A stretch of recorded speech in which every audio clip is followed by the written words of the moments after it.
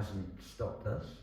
So it's very good to be here at last, and that we are going to have a conversation today. So it would be a ridiculous idea for me to sit here and talk for the whole day. Not only would it be exhausting, that you wouldn't get that much from it. So it needs to be really informal, and we've got moments scheduled where we stop, and I kind of, the way I put it together was that we drink. Ivan tells me that we drink coffee. We don't drink tea, but we drink coffee. And we sit around and chat, and the most important bits are the sitting around and chatting. So what we're going to do is we'll go through some slides, and then we'll go and drink tea and coffee and eat cake and fruit and chat. And I think the most beneficial bit is the chatting. Okay, so I'm going to start here.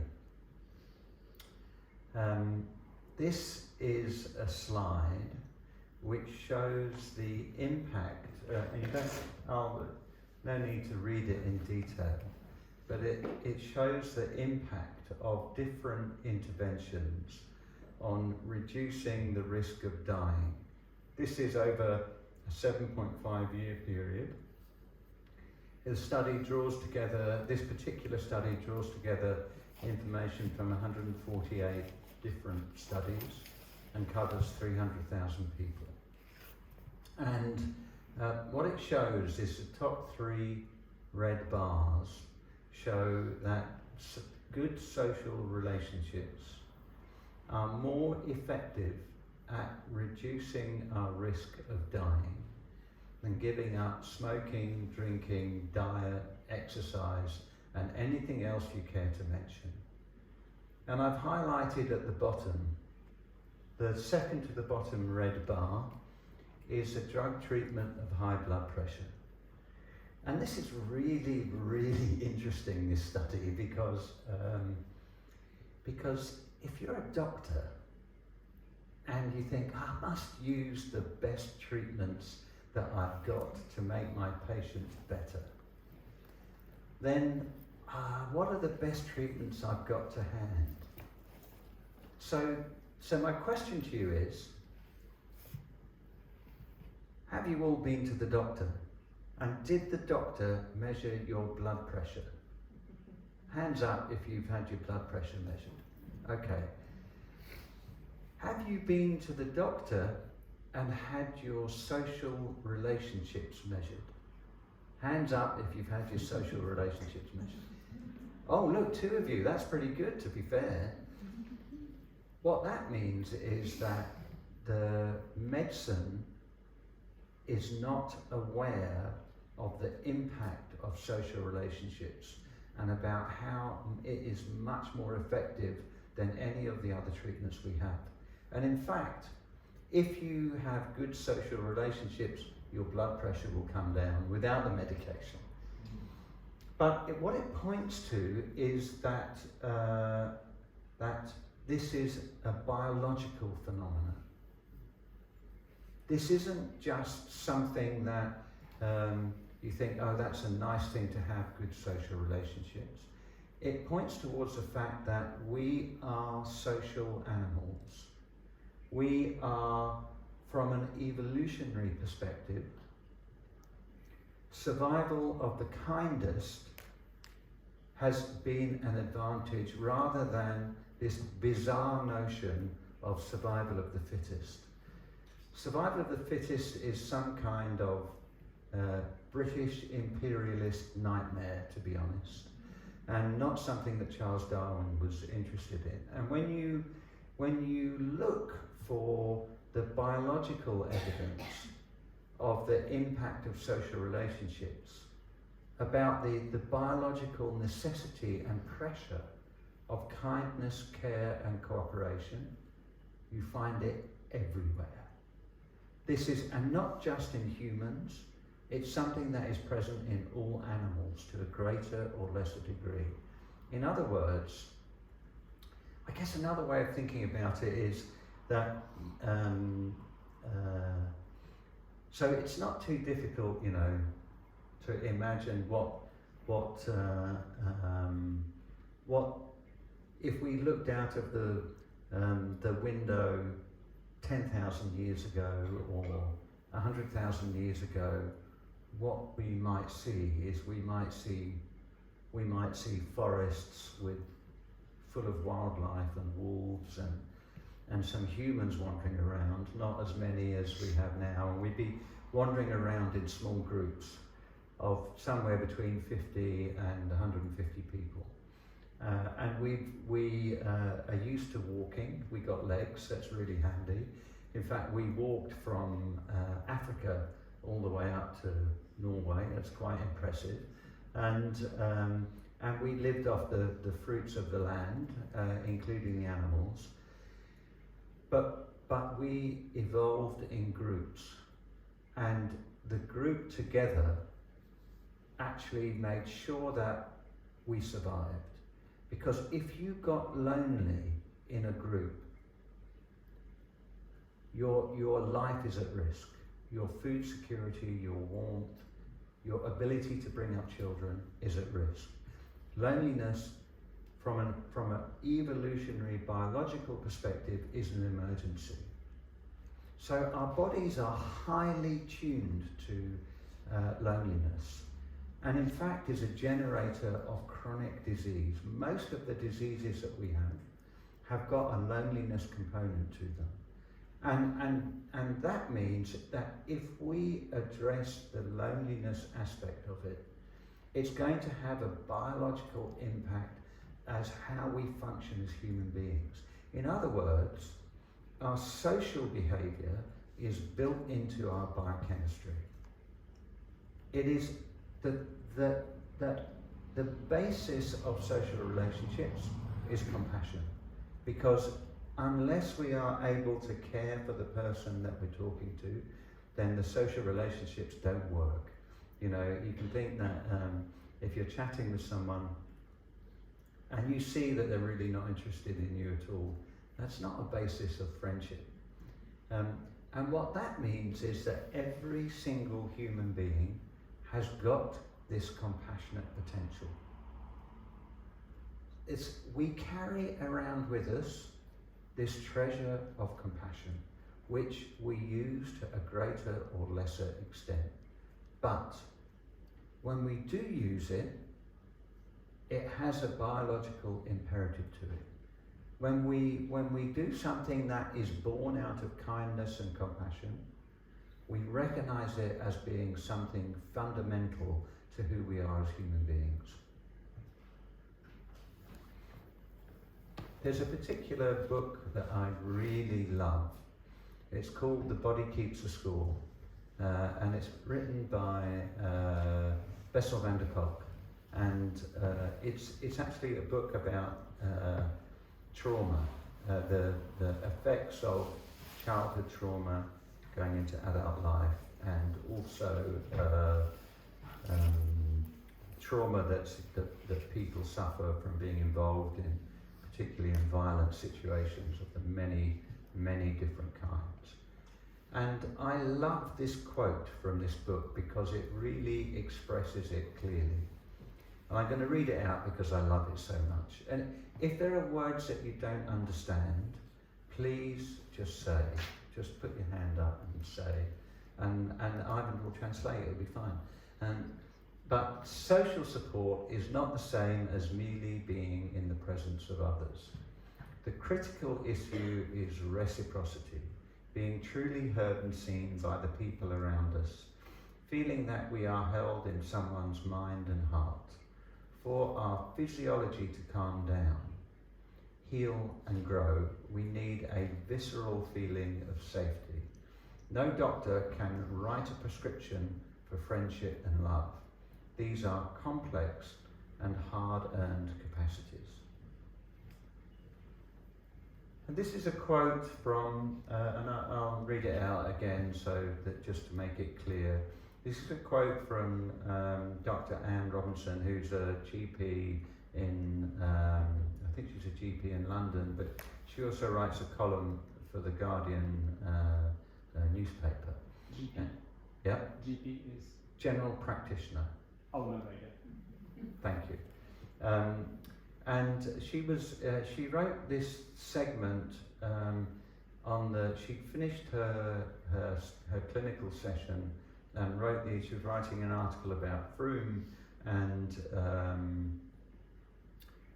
she just wrote this down about what her surgery had been in that morning.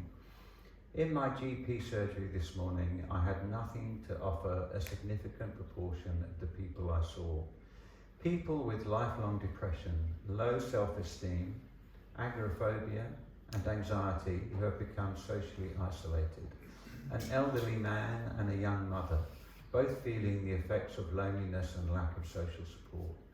A man in his 60s who has recovered from a heart attack but is finding it hard to motivate himself to overhaul his lifestyle by stopping smoking and starting to exercise and eat healthily.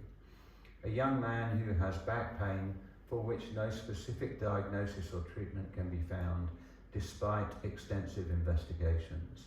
An elderly frail lady who is so scared of falling that she's become a prisoner in her own home. Are these things that are familiar to you as well? Would you say these things, okay, I'm going to ask a different question. Do you ever feel lonely? Hands up if you ever feel lonely. Okay. Is that so I think we have to distinguish between social isolation and loneliness, because social isolation is where you haven't got many people around you. But loneliness, you can be lonely in a crowd. And is that, do you think loneliness is a common thing in Nesodden? Why is it a common thing? Talk to me.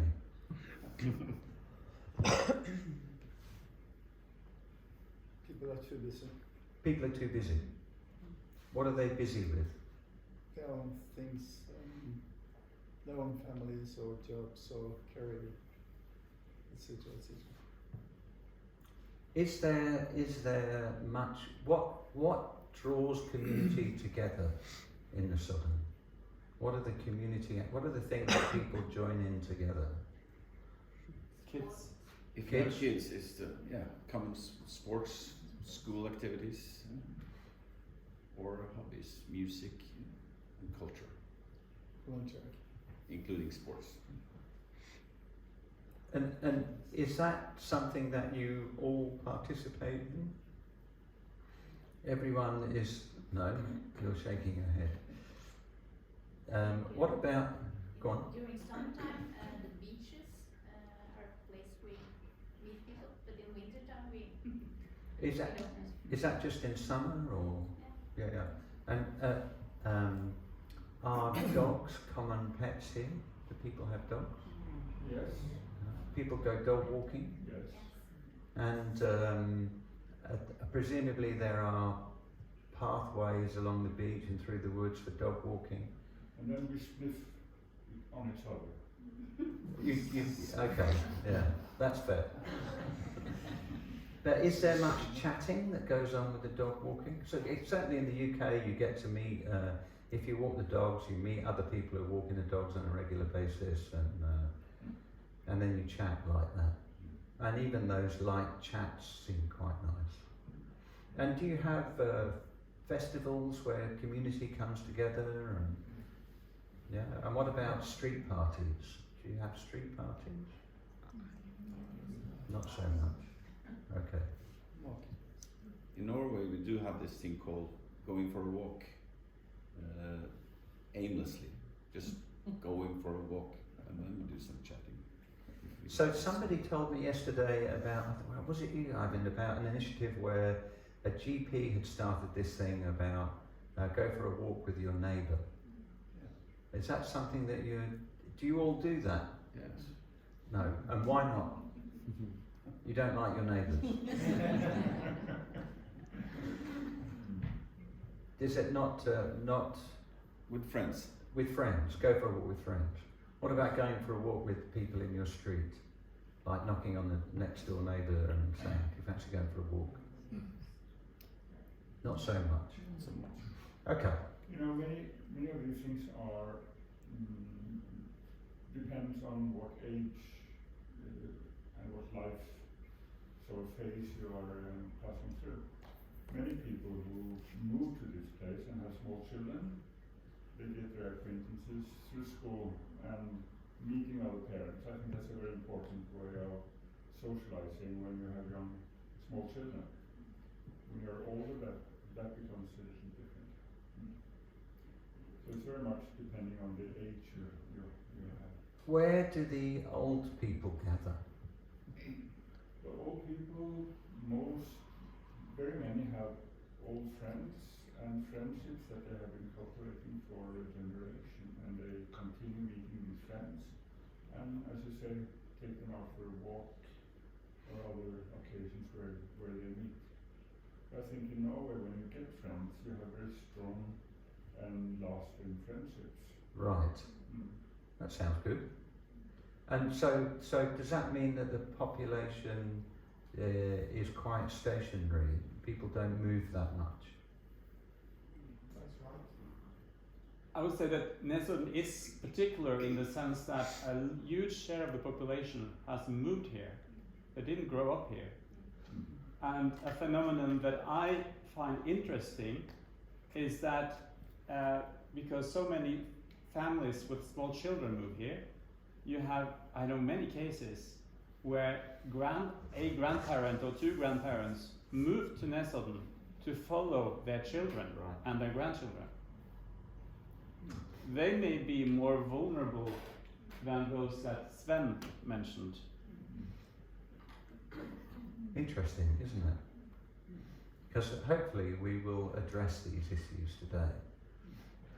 Okay, so the next question that we're going to look at is what is compassion? Because the basis of our community intervention is, the kind of overall idea is about creating compassionate communities. And what on earth are compassionate communities? And in addition, if we're going to talk about compassionate communities, we have to talk about what compassion is. The only trouble with talking about compassion is that we like to categorize things into nice, neat, clean definitions. We can go, yes, like we can point to it and say that's compassion, and that isn't compassion, and that's not compassion. But to be honest, the reality of our experience is not like that at all. And if you feel compassion, it affects so many other different emotions. We aren't kind of separated, isolated beings. We are interconnected beings. In the same way that our external social relationships are interconnected, we like that on the inside, on so many different levels. If you want a kind of rough idea of what compassion is, just to kind of have a sense of it, I'm sure you know it already, to be honest, because it's got this biological imperative to it. But you know, you can say that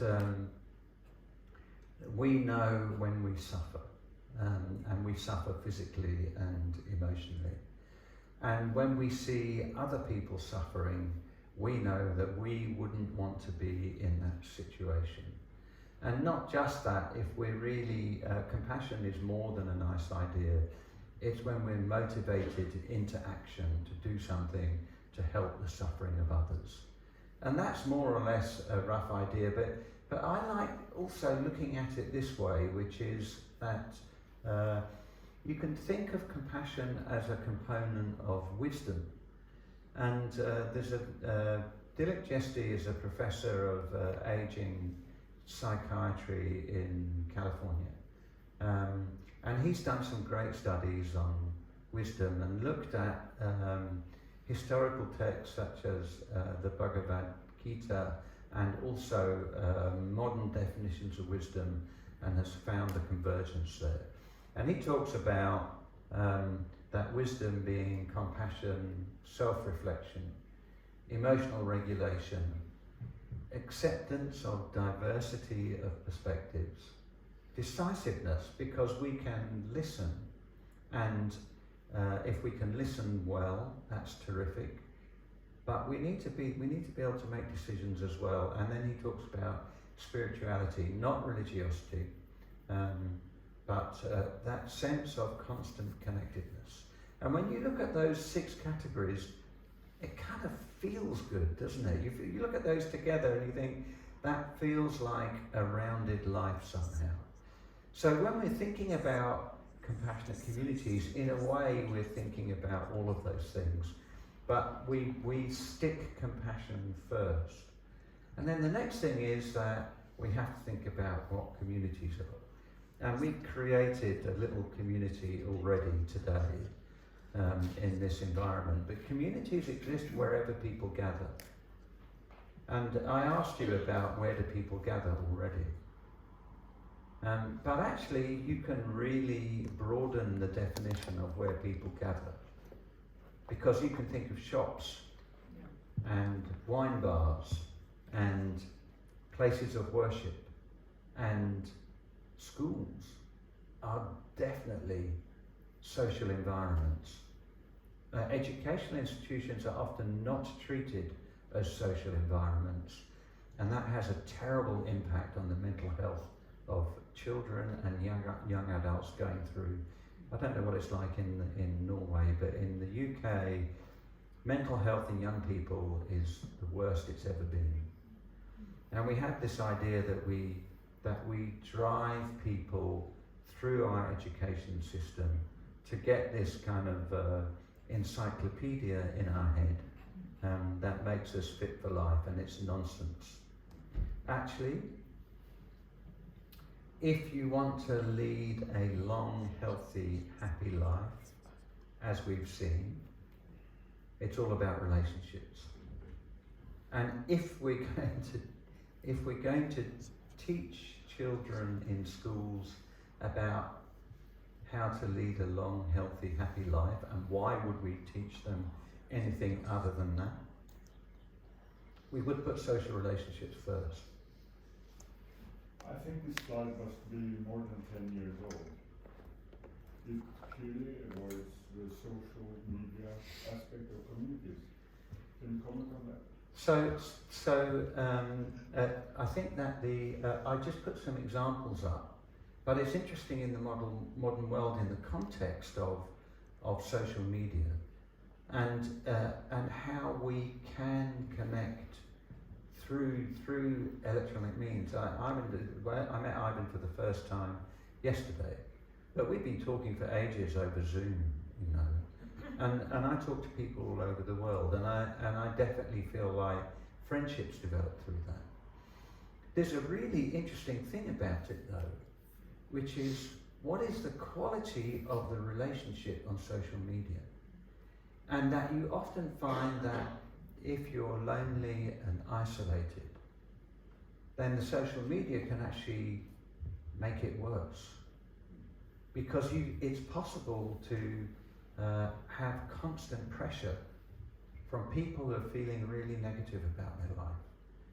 And this constant pressure is more than most people can take, to be honest. And one of the reasons why mental health is such a problem in young people is that, you know, like schools are terrible places for bullying. But that bullying now, with the presence of social media, goes on outside of school and goes into bedrooms, and children are looking at their phones at 2 o'clock in the morning and suffering from all of the things that children suffer from when they're bullied, and trying to find their place in the world. I guess the question is, can we use it in a good way? And the fact that the bullying takes place so much is that a marker of us not really teaching about the importance of good social relationships, of having a sense. The phrase that I like most of all is having a sense of belonging. Because if we have a sense of belonging, if we have that feeling of reciprocity that Bessel van der Kolk talks about, if we feel like we're heard in the hearts and minds of the people around us, there's no need to have such a miserable time with the bullying, with the negative social comments, with all the stuff that we see. I don't know, is that a problem in Norway? It's a terrible problem in the UK. So there's something about this which is about, that first slide says it all actually, that we want to redefine our culture. And we want to define our culture based on care, kindness and compassion. And we want to bring that up we want to elevate the value of compassion as of primary importance in our culture, because it's the thing that makes the biggest difference.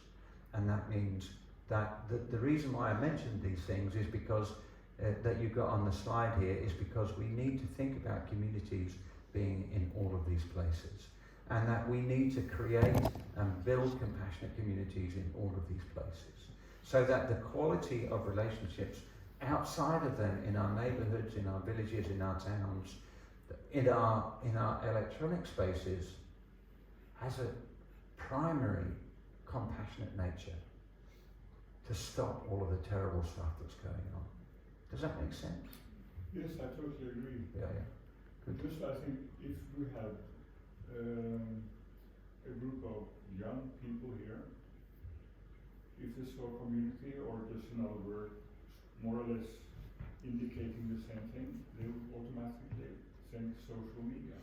And it's so dominant in their everyday world. So I think we have to address that very seriously. So where do your children get a sense of belonging? Where do they know that they're heard and valued in the hearts and minds of the people around them? Well, they desperately try to find it also on social media with their social contacts and posts and everything. And often they don't find it, but that's where they desperately try to find it, because they don't have very many other arenas left. Okay, so do they find it in their homes? Okay, I mean, Ivan and I are talking about this, and is divorce a very common thing? Okay. Yes. So, along with divorce is a sense of isolation and loneliness that comes with it, particularly for children. And what's your divorce rates? What's the percentage of 50%. relationships that end up I separating? think 50% at Nesodden. 50%. And so, if you've got a divorce rate of 50%, do you think that sense of belonging is happening for the people who are undergoing those experiences of divorce? Is there a sense of community and support? Okay, so yeah, go on. I think this is a far-fetched, because I've been watching my own kids, which is my area of expertise, going through the whole adolescent period with social media and all that, and we had a little worry at times, but now that they're adults in their 20s, I can see they're using it as a tool in a positive sense, basically. So I don't think, because the children growing up now, social media and everything, it's there. It's always been there for them. It's not for us. It's a new thing, because we lived before social media. So I don't feel any worries about the general population in there. But you were right, as you said, to focus on the positive about the internet and social media. So I think that what you're talking about is, if our children have a strong sense of belonging, that they will use social media in a positive way. Yes. But if they're feeling isolated and lonely, it becomes much more difficult, because people are seeking children are seeking a sense of belonging. True. So this is a really relevant conversation, because if you're creating compassionate communities, you're going to have to figure out how you create that sense of belonging, and where you create that sense of belonging, and how you do that in all communities, and how you make it inclusive, how you make people feel safe, how you make people feel like they're valued in the hearts and minds of the people around them. Because that's the basis of community building. It's not about lack, as we're going to come on to. It's about our potential. It's about what's good and what's already there, and how do we nourish and bring that into community. You know, and if your children have grown up balanced and positive, why is that? What are the good things that have happened, and how can that be shared?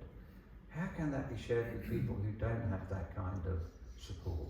Anyway, we're going to examine that more, and these are all, this is why the talking is so good, where we chat and kind of work through stuff, because we apply it to our own situation in our own lives. What are the opportunities for community building? So if we're creating compassionate communities, one of it is to recognise our compassionate potential, but the next thing is that it's really about love, laughter and friendship. Okay, so we'll just do, I'm just kind of chatting, and we just see how things go, and we can get through the stuff, because I can talk through slides quickly. What's more important is the conversation we have, and as long as we stop for coffee, we'll be fine. But what do you feel like in an environment? What are you physically feeling in those moments of love, laughter and friendship? How do you feel emotionally in those moments?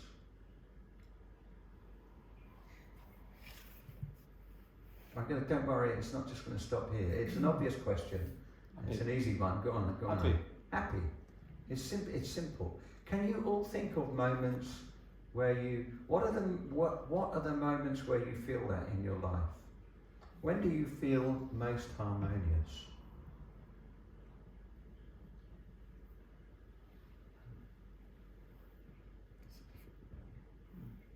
When we do things together with other people, things that we like to do.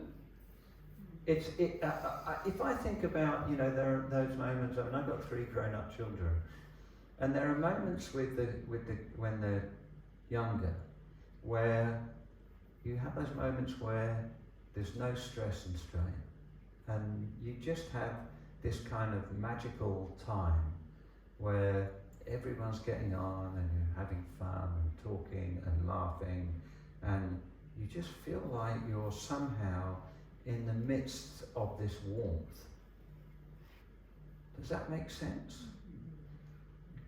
So if you just take that, so I guess if you take that feeling of in the middle of being in that warmth, where the love, laughter and friendship is flourishing, then you can think about the times in your life where that's going on, and it might be when you're eating a meal with friends. It might be going for a walk. It might be going down the shop, and you just chat to someone that you know who runs the shop, or even you chat to somebody who you don't know, who you just met down the shop. Or the sports, like when you're going with your children to their sports club, and you sit and chat with the other parents while watching the sport, or outside the school gate, or whatever it is. In those moments where the love, laughter and friendship flourishes, that's where your compassionate communities are happening. And that the care that comes from that is built from love, laughter and friendship. It's built from the concern that we have from others. So if we're creating compassionate communities, we are definitely thinking about What are the opportunities for love, laughter and friendship? Whether they are deep moments or very small light moments, they all count. That's why we have dogs. Dogs are a constant supply of love, laughter and friendship. They feed our oxytocin addiction. They reinforce that sense of belonging numerous times throughout the day. Actually, if you trace the migration of dogs out of Africa, you trace the migration of human beings. Dogs and humans have evolved together. It's extraordinary. We have a relationship that goes back hundreds of thousands of years. If you don't like dogs, you've got something wrong. I'm just going to check it out. Forget the cats. Right. So this is a slide really to emphasize the power of relationships. On the right-hand side, I have to think about that because I'm a doctor. The left and right is always like your right-hand side. So if I look at that, the right-hand side is this side. But if you're this way, it's the left-hand side. It's really confusing. Okay. So if we look at this side, what you see is that you've got a web of relationships that's quite thin.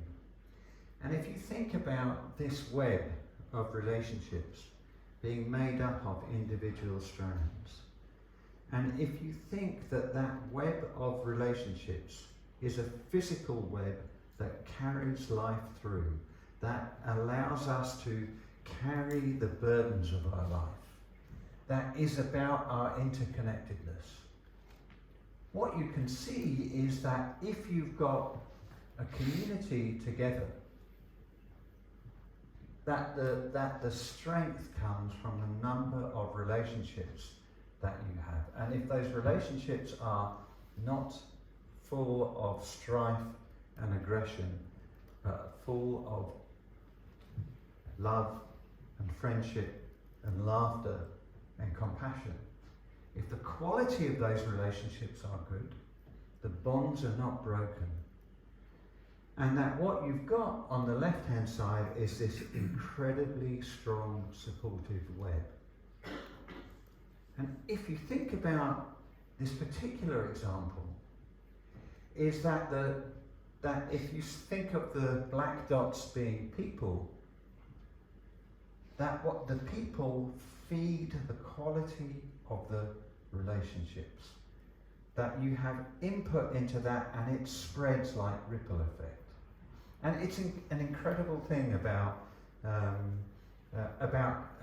kindness and compassion, because you can measure something in the blood, and I mentioned oxytocin, but there's a whole series of physiological cascades that happen that when you experience the love and the compassion, is that it has this kind of biochemical cascade, a neurological, physiological cascade. But nevertheless, you can still look at chemicals such as oxytocin, which is a hormone inside us, and you can see the oxytocin levels rise. And even if you observe an act of kindness, that will raise your own oxytocin levels. And not just that, if you've got these kind of raised oxytocin levels, that affects the people that you come into contact with. So what you have is this ripple effect of when you even watch a compassionate act, it just has a ripple effect in your whole community. There's a significant interest, new scientific interest in the role of psychedelics in the treatment of trauma. And one of the things that happens when there's two things to say about that. One of the things that happens is that when people take the psychedelics from a therapeutic perspective, is that they have a sense of incredible connectedness and belonging. That the thing that we are seeking, all of us people find it in psychedelic drugs. And microscopic levels, I think you're talking about, right? So, what do you mean? Not like going on a trip. Yes. It's medical. Medical, yeah. It's done under micro dosage. Sure, it's not. It's not about necessarily from a therapeutic perspective. What you're looking at is not the sense of hallucination, but the sense of connectedness that you get from it. And it's really helpful in dealing with trauma, dealing with depression, because trauma isolates us from ourselves and our community. And so when you have that sense of connectedness, now the interesting thing about that is that an effect of that lasts for about 6 months, and then it wears off. And if it's not tied into compassionate communities, into that sense of belonging in community, it just disappears and people go back to where they were. And the point about this is, the reason I mention it is, we don't need to take drugs to have a sense of belonging. And if we have a problem with drugs, we are seeking a sense of belonging that we're not finding in our community. So I'm not advocating the use of drugs, I'm advocating the use of the sense of belonging. And that it's that supportive network and web of relationships that is where we get that sense of belonging, and that we focus more on the relationships than we do on the individuals, because it's the interconnectedness that makes a difference.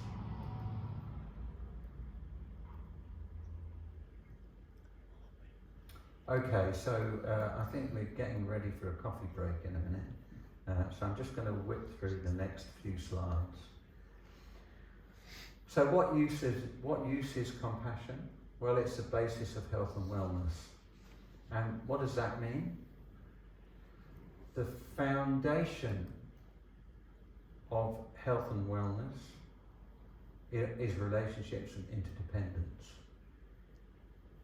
Our medicine has gone down the line of thinking that if we treat diseases, we create health and wellness. And it is absolutely not the case. And in my own specialty, which is palliative care, is that palliative care has developed along the lines of controlling the physical, social, psychological and spiritual symptoms. And that if we make sure that people don't suffer in any of those domains, then you're going to have health and wellness, that you've answered the problem. But it's absolutely not the case. Because it's possible not to be suffering from symptoms in those areas, but still be profoundly depressed. The sense of meaning and value that happens to us on a biological level happens from this sense of interconnectedness and belonging. That it's a feeling that life is worth living. There's a feeling that we have value and meaning in life, that we have a sense of purpose, and it can be present even when we're suffering from terminal illnesses. It is all about interconnectedness and relationships, all about leaving the world in a slightly better place than we found it, built around a sense of harmony with people and place, the so-called social ecology of care. And I would say that what does wealth mean? Now, most people think that wealth is to do with money, material possessions and power. But you can have all of those things and be poverty-stricken. And just on a personal note, if I think of the person who epitomizes that most of all, It's Donald Trump. He is absolutely poverty-stricken and desperate and full of mental health problems and a narcissistic, misogynistic egoist. Not that I'm biased or anything, but you know. Actually, you can definitely think of wealth as the wealth of relationships, the wealth of compassionate communities, the wealth that's contained in ourselves and the people around us. The gift and the nourishment that we have as human beings about connecting with other people. That sense of harmony of people and place. And actually, all the evidence shows that if you want to live a long, healthy, happy life, it's all about relationships. Okay, so now we've been talking for the best part of an hour, and it's definitely time for coffee. So now we're going to have a discussion, and we've got 5 questions that we're going to talk about, and we're going to go next door and drink coffee, and also and if you can take pictures of this, it means you can take it next door and have it on your phones and your iPads and stuff, and you can talk about these things while we're chatting and having a break. And I would add one other question to this: do you feel heard in the hearts and minds of the people around you? And who do you carry in your hearts and mind? You can make a little list. Who are the people that you feel like you're really close to? So you can do. So we're just going to talk about all of that, and then we'll come back in here before we start the next session, and I want to hear your answers to the questions. But of course, if we go next door, you can all talk about it in Norwegian to make life easy. So we do the coffee break in the 3 groups. Is that, Yeah, why not? Yeah, we'll do it in the groups, and we'll have half an hour. Where it's like so you know, I'm talking a lot about love, laughter, and friendship, and saying that's the most important thing, because that's where we have that sense of belonging. Which means that as we go through the day, we have to develop it. And the important bit is to notice it, and when you sat in the groups, is just chat about things and develop that sense of connectedness. So that this is more than just some ideas that circulate around in our head. It actually lives in the way that we relate to each other. So maybe you all know each other and you're great friends already, but if you're not, then you should be by the time you finish the day. Just one question there. Do you feel heard in the way described by the Seminaret?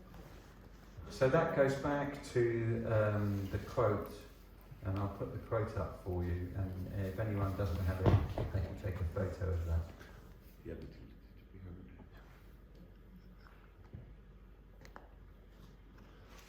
and the slides will be distributed to everyone, so in general you don't need to be concerned about that. We'll get it after the seminar.